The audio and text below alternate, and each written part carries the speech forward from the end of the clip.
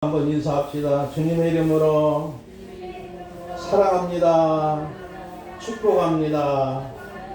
네, 날씨가 좀 추워졌지요. 날씨가 추워져도 기왕이면 예배드릴 때는 모자를 벗는 것이 좋겠다 생각이 들어요. 우리 수정이 지혜 모자 써야 돼?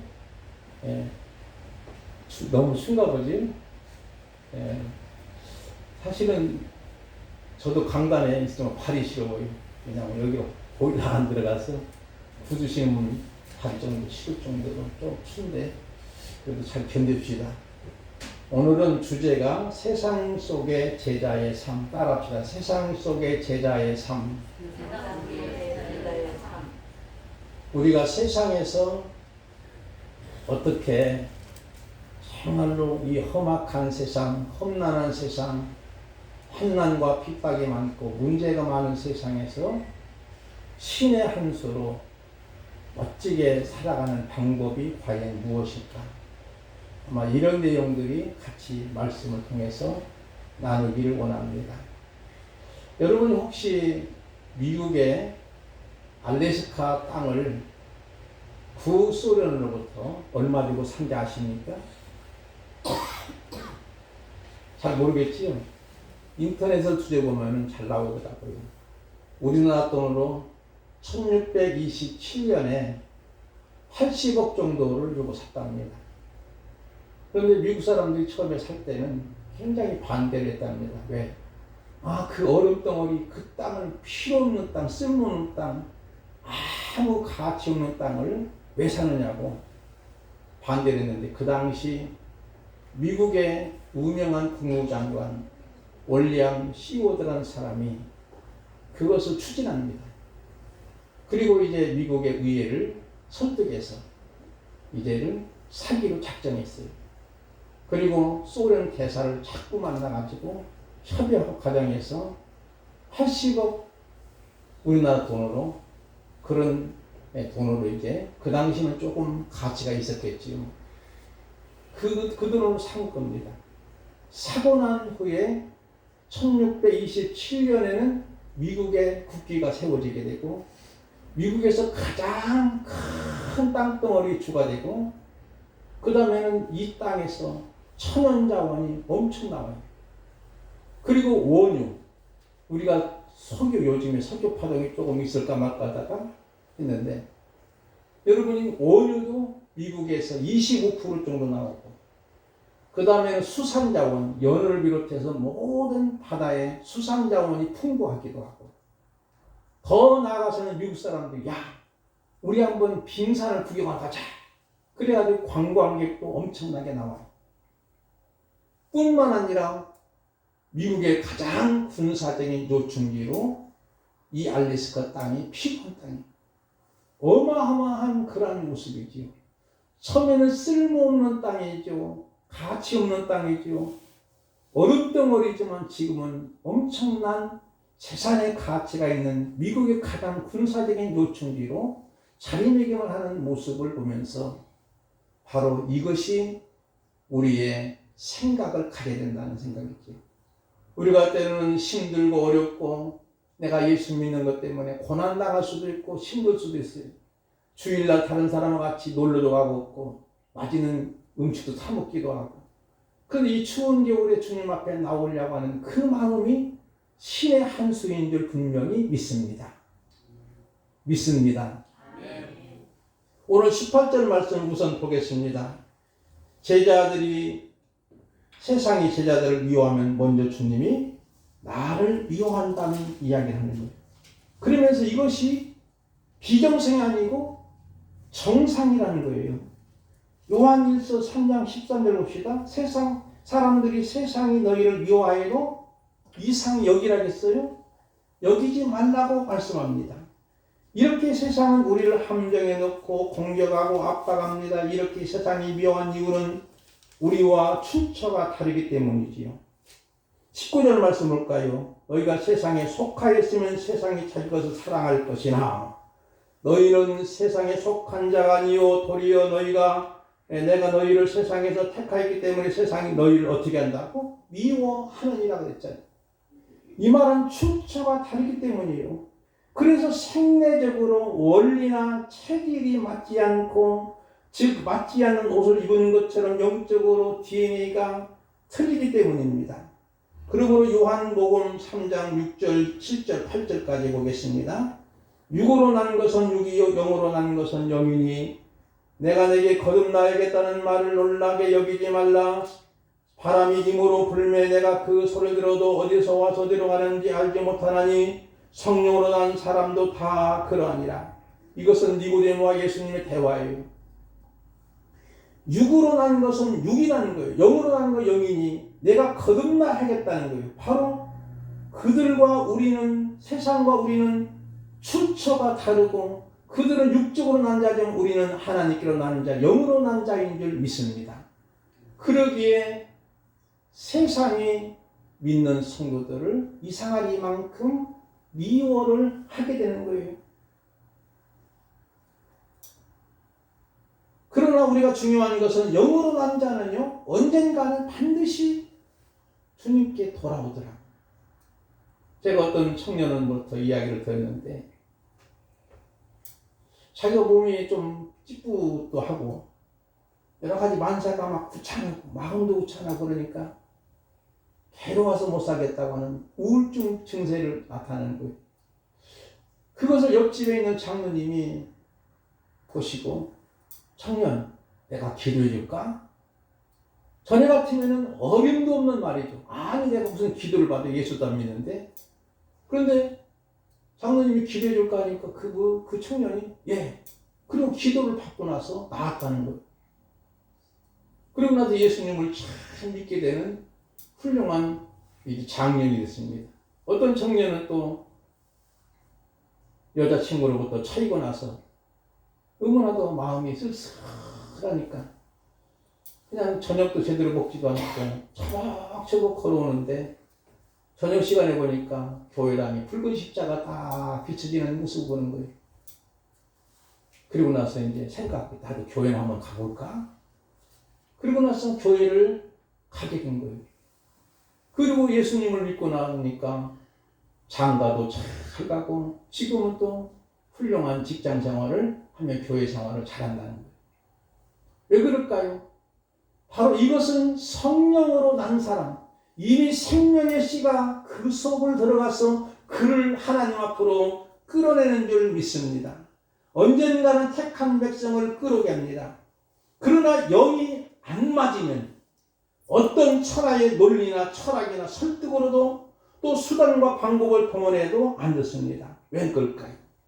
이들은 전혀 예수님을, 진리를, 하나님을 알지 못하기 때문이지요. 21절 볼까요? 그러나 사람들이 내 이름으로 말미암아 이 모든 일을 너에게 하리니 이는 나를 보내신 이를 알지 못함이라 그랬잖아요. 알지 못합니다. 요한복음 8장 19절 이하여 우리 말씀이 있는데 우리 김명심 목사님 읽어주실까요? 이에 그들이 묻되 내 아버지가 어디 있느냐? 예수께서 대답하시되 너희는 나를 알지 못하고 내 아버지도 알지 못하는도다. 나를 알았더라면 내 아버지도 알았으리라. 아멘. 곧 그들은 알지 못한다는 거예요. 바로 예수님을 알지 못한다는 말은 예수님을 안 믿는 거잖아요. 믿지 않는 거예요. 우리가 잘 아는 대로 요한복음 16장 9절에는 죄에 대해서 하면 그들이 나를 믿지 아니하며, 쉽게 말하면 믿지 않는 것이 죄예요. 한문에는 여러분이 죄가 아니비자에다가 넉사자에다 아니비자를 씁니다. 그러니까 네 가지가 아니라고 하는 거예요. 한문에서는. 쉽게 말하면 불법, 법을 어기는 거고, 불이 옳지 않는 거고, 그 다음 불행, 좋은 일을 알고도 행치 않는 것도 죄. 그 다음에 뭐냐면 불신입니다. 믿지 않는 것이 죄라는 거예요. 그들은 도무지 하나님에 대해서, 예수님에 대해서, 진리에 대해서 알지 못하는 거예요. 오늘 저와 여러분이 예수님에 대해서 얼마나 아시나요? 찬송가 453장 보면 예수도 알기 원하네, 그 크고 넓은 은혜와 계속해 주신 사랑을 간절히 알기 원하네. 저는 우리가 간절히 예수님의 구속의 사랑, 대속의 사랑 알기를 원하네. 그 기도 제목이 우리의 제목인 줄 믿습니다. 예수님을 믿지 않음으로 통해서 그들은 결과적으로 윤리적인 면, 도덕적인 면을 죄를 짓는 거예요. 죄의 근본은 일은 주님을 알지 못해서 일어나는 죄예요. 돈을 사랑하기도 하고 탐욕스럽고 우상을 숭배하기도 하고 잘못된 짓을 저지르는 것도 있고, 어떤 이상한 사람은 살해도 하기도 하고 성폭행도 하기도 하고. 왜 그럴까요? 하나님을 알지 못해서 그런 거예요. 주님을 알기만 하면, 하나님 앞에 살아가면은 떨리는 마음, 두려운 마음, 경외하는 마음 때문에 우리가 늘 겸손해지고 온유해지기도 하고 또 경각심을 갖게 되게 하는 거예요. 그런 모습인데도 그렇지 못하고 주님을 알지 못하니까 윤리적인 면, 도덕적인 면을 저질러도 죄로 여기지 않는 경향이 있습니다. 그래서 18절, 23절, 24절 보니까 이들은 결과적으로 우리만 미워하는 것이 아니라 예수님까지도, 결과적으로 아버지까지도 미워하는 거예요. 이렇게 세상과 소속이 다르고 명이 다르기 때문에 세상이 우리를 박해하고 미워해서 우리가 마음의 상처가 있지만 그 상처를 통해서 우리는 한 걸음 한 걸음 성장하고 성숙해지는 겁니다. 70년대 우리 한국교회가 교회 성장학이라는 학문이 미국으로부터 수입해서 적용됩니다. 교회가 성장하려면 주차장이 넓고 교통이 편리하고 안락한 분위기, 그래서 대형 교회마다 교회당을 크게 건축하고 잘 꾸미고 주차장도 확보하고 양쪽으로 크게 성장했습니다. 그런데 지금은 성경학자들이나 성장학자들, 미래학자들이 말을 빌리면 한국교회가 커다란 예배당과 엄청난 시설이 생겼지만 영혼이 다 메말라가고 주님이 없는 사람들만 가득하다는 한탄을 하고 있는 거예요. 제가 이런 글을 쓴 적이 있습니다. 교회가 세상을 걱정해야 되는데 오히려 세상이 교회를 걱정하는 시대가 되었다고. 결과적으로 유럽교회를 닮아가는 거예요. 오늘날 많은 목회자들도 역시 세상 정치에 현타하는 거예요. 너무나 마음이 아픈 거예요. 교회가 세상 정치에 곁다가거나 좌파니 우파니 아니면 야당이니 여당이니 이걸 서로 조장해가지고 서로 갈등을 부추기는 그런 모습들이 한국교회 내에 있지 않는가 하는 생각하게 되는 거예요. 저는 늘 이런 마음을 갖습니다. 한번 따라합시다. 우리는 여당도 아니고 야당도 아니다. 예배당이다. 우리는 우파도 아니고 좌파도 아니고. 따라합시다. 신파다. 이게 중요한 거예요. 그런데 이상하니만큼 어떤 사람들은 막 태극기 집회 가가지고 심지어는 목회자들이 거기 가서 막 그냥 환호하는 거예요. 또 어떤 분들은 또 촛불 집회 막 하는 거예요. 정말로 영혼이 메말라서 그런 거예요. 예수님의 마음을 알고 하나님의 마음을 안다면은 평화를 추구하고 갈등을 조장하는 것이 아니라 갈등을 봉우리시키고 어떻게 하면은 이 상처받은 영혼들을 싸매주려고 하는 마음이 하나님의 마음이지 이거 아니란 말이야. 이번에는 우리가 태극기를 들고 광화문에 가자 말이야. 이번에는 촛불을 들고 말이야 서초동에 가자고. 아니면은 용산 대통령실에 가자고. 이런 식으로 얘기한다면은 이건 아주 잘못된 거예요. 영혼이 메말라 있는 거예요. 쉽게 말하면 예수님의 마음이 없는 사람들만 가져가는 거예요. 그리고도 그 교회가 막 성장하고 부흥한다는 거예요. 양쪽으로 일어나는 거예요. 그게 성장일까요? 아닙니다. 영혼이 거듭나지 않으면은 물과 성령으로 거듭나지 않으면 천국의 문턱도 갈 수가 없고 볼 수도 없다고 주님은 말씀하고 있는 거예요. 정치의 결탁에서 무언가 잘 되고 편안하고 안일하고 때로는 그들로부터 도움을 받기도 하고 그러므로 핍박이 없는 거예요. 제가 어떤 우리 NGO 단체 이사장이 전화 온 거예요. 누구 좀 만나라고. 그분이 앞으로 성남 시장 된다고. 되기는 했어요. 내가 왜 만나냐고. 만나서 뭐라고 하면 그래도 뭔가 도움을 필요할 거 아니냐. 아니야, 도움 필요 없다고. 그렇게 그냥 안 만난 거예요. 그전에는 제가 몇 번 그분을 만난 적이 있었습니다. 우리가 이제 이런 일을 하니까 조금 후원 좀 해달라고 했더니 대답은 잘하는데 한뭉차사더라고요. 그들은 정치인들은 믿음의 대상이 아니고 오직 믿음의 대상은 주님뿐이구나. 이걸 저는 느낀 거예요. 그래서 정치인들은 절대 믿지 않는 거예요. 사랑하는 성도 여러분, 정말로 우리는 무엇을 하냐? 정치인들 의지해가지고 뭔가 교회가 막 뭔가 양쪽으로 사람들이 막 유명한 사람들이 오는 걸 좋아하십니까? 아니면 여러분이 정말로 믿음으로 성장하고 초망이나 궁궐이나 내 뒤에 예수 모시고 하나님의 나를 원하십니까? 세상의 부귀영화를 원하십니까? 물과 성령으로 거듭난다면 세상의 부귀영화보다도 그 하나님의 나라의 금은보화 엄청난 보화를 발견했기 때문에 내 전 재산이라도 팔아서 그걸 살 수 있을 만큼 가치는 거예요. 그래서 바울 사도는 예수님을 알았기에 자기의 모든 7대 영광을 배설물로 여겼던 거예요. 시편 126편 5절 말씀을 우리 전추장사님만 읽어주실까요? 눈물을 흘리며 씨를 뿌리는 자는 기쁨으로 거두리로다. 울며 씨를 뿌리러 나가는 자는 반드시 기쁨으로 그 곡식단을 가지고 돌아오리로다. 아멘.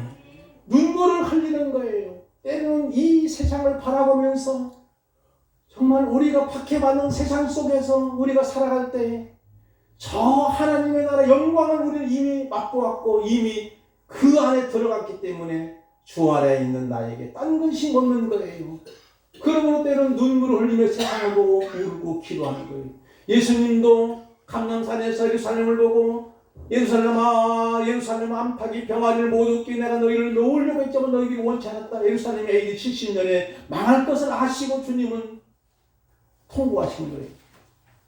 겟세마네 동산에도 예수님은 땀방울이 막 핏방울로 같이 흘리면서 기도하신 거예요.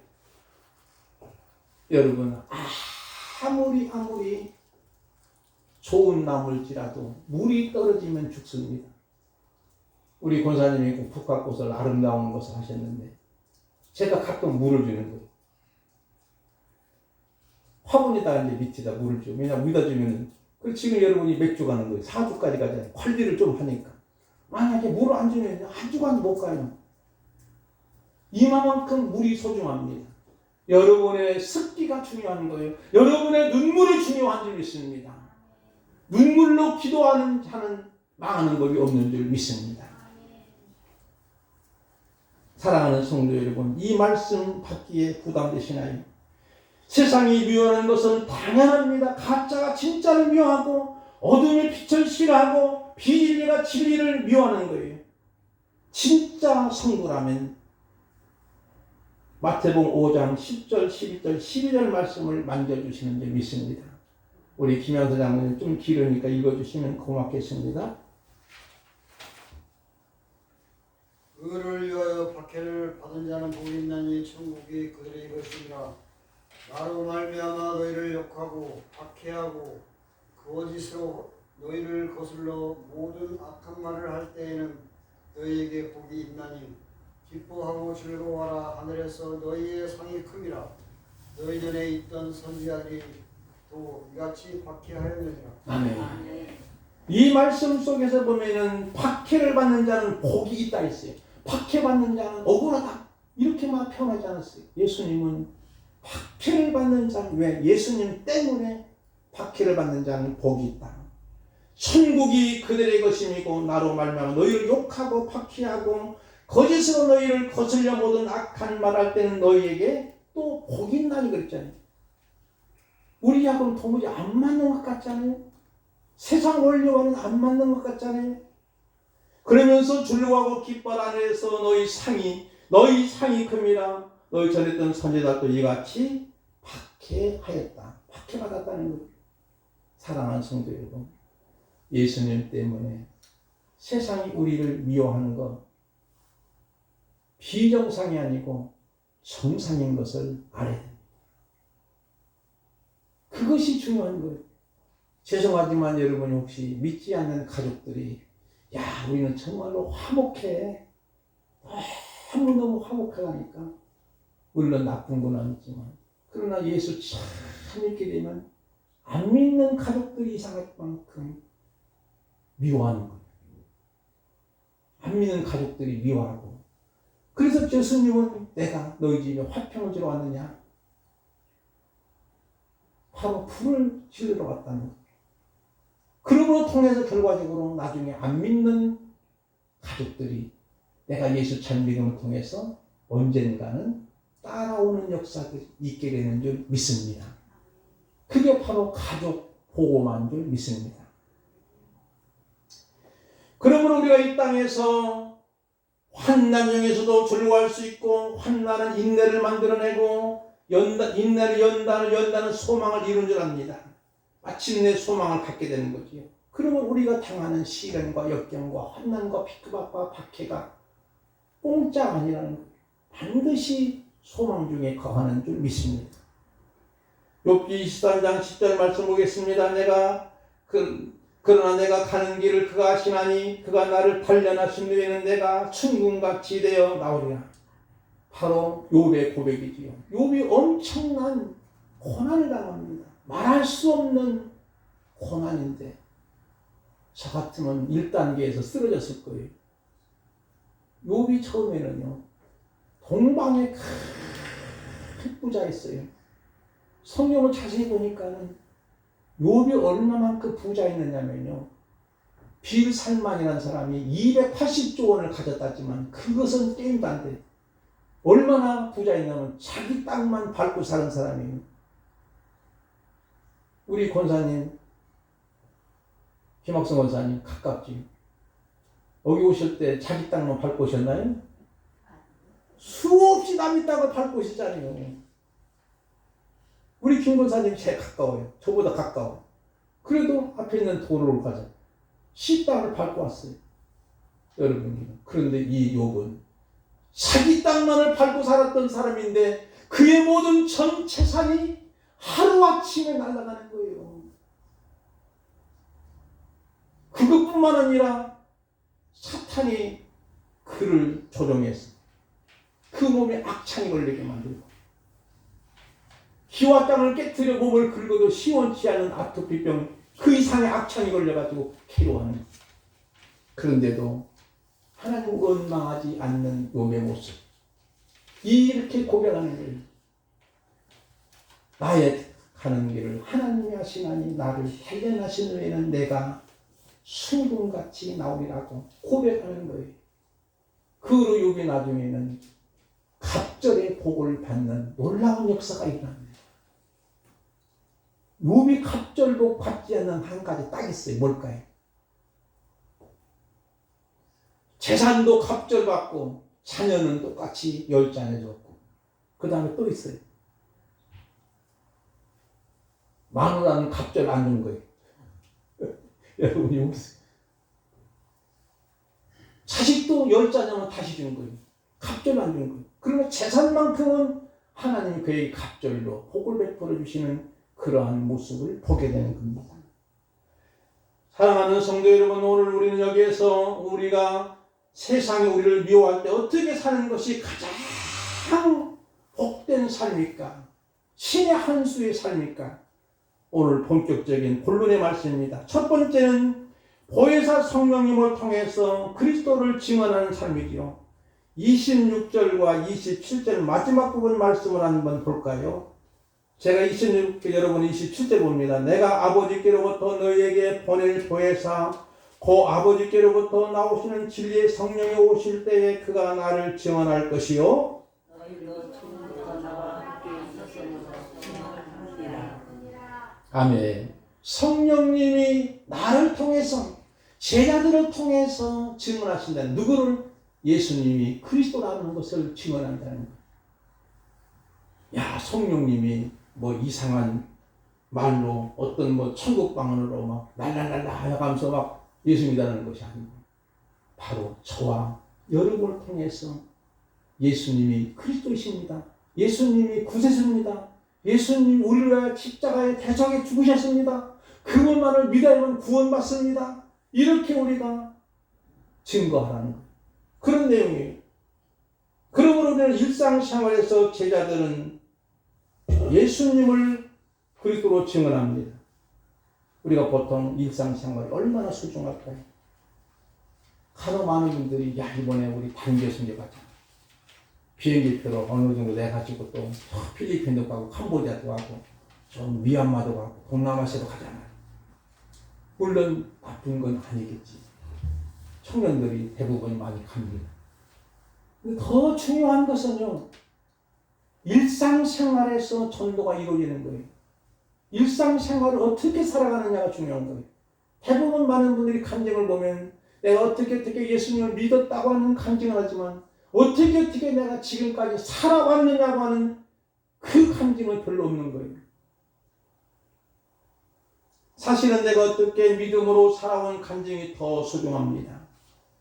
오늘 저와 여러분들이 우리의 일상생활에서 전도자의 삶을 살려면 어떻게 살 것인가?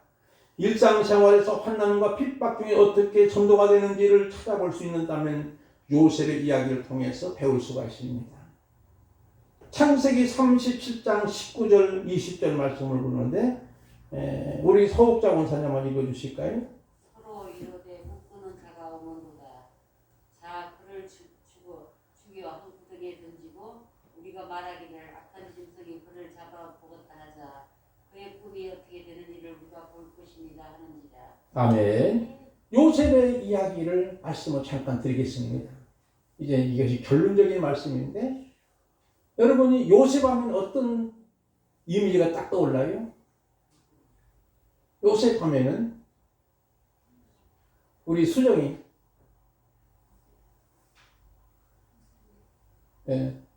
요셉 하면은 꿈쟁이라는 것이 딱 떠오르잖아요. 요셉이 꿈을 꿨는데 나이가 어린 시절이기 때문에 자기 꿈 내용을 그대로 부모에게도 말하고 자기 형들에게도 전부 이야기하니까 형들이 가만 들어보니까 야 내가 우리 형들이 또 부모님들이 네게 절을 하는 거야? 이런 꿈이에요. 쉽게 말하면. 그러니 굉장히 쉽게 말하면 불쾌한 거예요. 그리고 또 어떤 면에서 상당히 싫어하고 미워하는 거예요. 그런데 하루는 요셉의 아버지 심부름으로 형들이 이제는 저 멀리까지 가서 이제 양이나 또는 염소라든가 이런 목축을 하잖아요. 목축업을 하는데 멀리까지 가니까 이제는 음식을 장만해가지고 아버지께서 심부름을 보내는 거예요. 나 형들을 만나가지고 이 음식을 갖다 줘라. 그 요셉은 이제 특히 아버지로부터 사랑받았어요. 편애를 좀 받은 편이지. 아버지 사랑을 받고 이제는 가게 됩니다. 많은 길을 조금 헤매다가 만났었어요.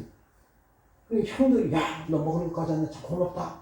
감사하다. 잘했다. 하는 것이 아니라 저 멀리 쪽에 성들이 보고 나서 야, 저기 꿈쟁이가 오네. 저 꿈꾸는 녀석이 오네. 그러면서 이제 서로 무작정으로 어떻게 우리가 요셉을 죽이려고 하는 생각을 갖는 거예요. 결과적으로 구덩이에 집어넣는 거예요. 요셉을 갖다가. 구덩이에 집어넣으면 나중에는 굶어 죽지 않아요. 그렇게 해서 이제 옷을 채석을 싹 벗기고 아버지가 특별히 채석을 입히니까 벗기고 나서 짐승의 피를 갖다 바르는 거예요. 그리고 아버지 갖다 주면서 아버지 요셉이 짐승에 물려가지고 찢어주겠습니다. 아버지 야곱은 요셉이 진짜로 죽은 줄 알고 대적통화하는 거예요. 괴로워하는 거예요. 그런데 나중에 루벤 제일 큰 형이 그래도 조금 나이가 들어서 그런지 아니다. 죽여서는 안 되겠다 해가지고 요셉을 건져내가지고 결국 요셉을 애굽 나라에 팔게 됩니다. 애굽 나라에 지나가는 노예상 이스마엘 사람에게 은 20에 팔아넘기는 거예요. 자, 나이 그 당시 17세 정도 됩니다. 그러니까 한참 청소년 시기에 반항심도 있고 막 반기 들을 수도 있고 그럴 때 말도 잘 안 들을 때 근데 종으로 노예로 팔리는 거예요. 그런 안타까운 상황. 이제는 귀공자가 정말로 이제는 노예가 되는 한탄스러운 신세가 됩니다. 그런데 성경은 그 상황을 이렇게 말씀하는 거예요. 창세기 39장 1절부터 5절까지 한번 교독해 볼까요? 요셉이 이끌어 애굽에서 내려가며 바로의 신하 신호대장 애굽 사람 보디발이 그를 그리고 데려간 이스마엘 사람의 손에서 요셉을 산이라. 여호와께서 그를 함께 하심으로 그가 형통한 자가 되며 그의 주인은 사람 집에 있으니 그의 주인이 여호와께서 그와 함께 하심을 보며 또 여호와께서 그의 범사에 형통하게 하심을 보았더라. 요셉이 그의 주인에게 은혜를 베풀매 그가 요셉을 갖다는 종으로 삼고다 소유를 다 그의 손에 믿다니 그가 요셉에게 자기의 집과 그의 모든 소유물을 주관하게 한 때부터 여호와께서 요셉을 위하여 그 애굽 사람의 집에 복을 내리심으로 여호와의 복이 그 집과 밭에 있는 모든 소유에 미친지라. 아멘. 요셉이 지금 노예 살이하는 거예요. 근데 요셉을 하나님이 평가할 때는요, 뭐라고 평가하느냐면요, 여호와께서 함께 하심으로 그가 형통한 자가 된 거예요. 귀공자가 노예가 됐는데 무슨 형통한 자가 돼요? 완전히 비참한 지경이 아니에요. 그런데도 성경은 형통한 자가 됐다. 왜? 하나님이 함께 하시니 그러므로 그의 주인이 여호와께서 그와 함께 하심을 누가 봤어요? 주인이 본 거예요. 주인이 누구냐면 그 당시에 애굽 나라의 시우대장 보디발이 똑똑히 보는 거예요. 아, 저 사람이 저렇게 성실하게 가네. 그 집에는요, 노예들, 종들이 상당히 많았답니다. 어떤 학자가 말하기를 적어도 한 800명 정도 됐다는 겁니다. 그 정도로 노예가 많은 곳에서 같이 일을 하는데 보디발이 요셉을 볼 때마다 눈에 띄는 거예요. 아, 이 사람 괜찮은 사람이네. 왜냐하면 여호와께서 함께 하심으로 그는 어떤 상황, 일상생활에도 잘 감당하고 버티는 거예요. 힘들어도 어려워도 성실하게 자기 맡은 일을 감당하는 거예요. 그러므로 보디발이 그의 눈에 띄는 걸 통해서 여호와께서 그와 함께 하심을 보는 거예요. 그리고 그의 범사 형통에서 보았더라. 2번이나 강조하고 있는 거예요. 그러므로 보디발이 그를 가정 총무가 됩니다. 이제는 노예 신분에서 벗어나 모든 가정 살린 그 부잣집 권세가의 집에 있는 모든 살림살이를 맡아 책임지는 사람으로 그를 쓰는 거예요. 얼마나 감격한 일이겠습니까? 그로부터 하나님은 요셉을 위하여 그 집에 복을 주시는 거예요. 누구 때문에? 요셉 때문에, 요셉을 위하여. 한번 따라합시다. 여러분 때문에? 그때는 나 때문에 그래야지. 따라합시다. 나 때문에? 다른 집도, 우리 집도, 우리 가정도, 우리 집안도 복이 만나. 누구 때문에 이 보디발의 집이 하나님께서 복을 주실까요? 요셉을 위하여. 그런 축복입니다. 그러므로 일상생활에 잘 버티라는 거예요. 그런데 문제가 또 하나 발생하네. 어떤 문제일까요? 요셉이 나이가 한 30대 되니까 정말 미남 중에 미남했던가 봐요. 꽃미남했던가 봐요, 요셉이. 아니, 보디발의 아내가 요셉을 유혹하는 거예요. 눈짓을 하는 거예요. 윙크를 하는 거예요. 그리고 바짝 와가지고 꼬시는 거 싶지만, 요셉이 아니다. 내가 어찌 하나님 앞에 큰 데를 비우리요. 그리고 나서 이제 겉옷을 붙잡고 있으니 겉옷을 벗고 도망간 거예요. 결국 누명을 씌고 나서 어떻게 됐을까요? 감옥에 가는 거예요, 이제. 세상에 이럴 수가 있을까요, 여러분? 근데 보디발이 이는 나쁜 놈이네. 내가 그래도 가정주부로 삼았는데 우리 아내를 겁탈하려고 해? 이는 당장 내 처형해야지. 그런데 안 했던 거예요. 많은 학자들마다 뭐라고 말하냐면 그의 부인이 끼가 있는 거예요. 보디발이 아는 거예요. 그렇기 때문에 이것은 누명의식을 알지만 그래도 체면상 자기 아내이기 때문에 그냥 요셉을 감옥에 가둬놓고 있는 거예요. 체면상. 요셉이 지은 죄가 사실은 짓지도 않은 건데 누명을 씌운 것이 뭐냐면 겁탈죄, 강간미수죄로 그만 감옥에 들어가는 요셉의 가장 큰 역사였어요. 여기서도 요셉은 성실하게 일을 감당하니까 감옥에 있는 모든 재반 사고를 맡는 총무일을 또 보게 되는 거예요.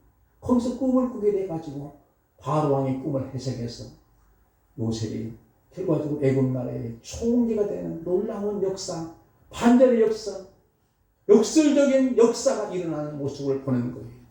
사랑하는 성도 여러분이요, 오늘 저와 여러분들이 정말 하나님이 함께 하시면 무슨 의미일까요? 어떤 특별한 이벤트인가요? 아니면 우리 일상생활에 잘 버티며 감당하도록 힘을 주신다는 것일까요?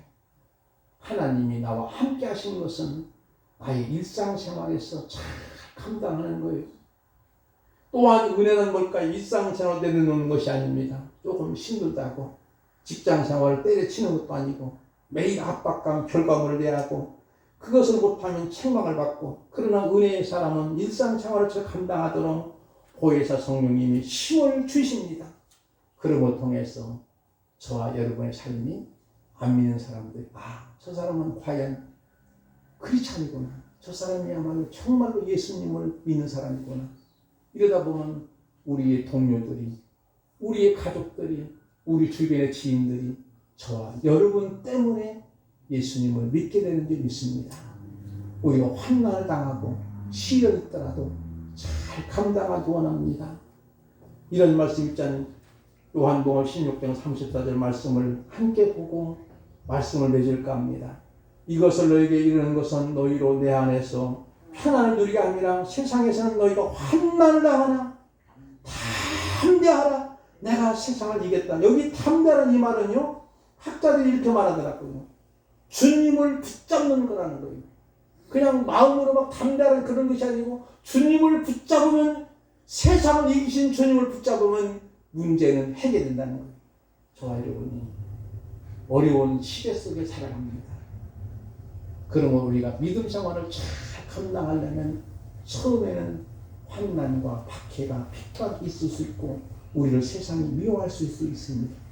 그렇지만 그 과정의 일상생활을 성실하게 믿음으로 감당할 때, 그때 성령님이 힘을 주셔서 전도가 이루어지고, 나사로 때문에 많은 유대인이 가서 예수님을 믿은 것처럼 여러분 때문에 많은 사람이 예수님을 믿게 되는 역사가 있기를 주님의 이름으로 축복하고 축원을 드립니다. 우리 찬양 부르겠습니다. 384장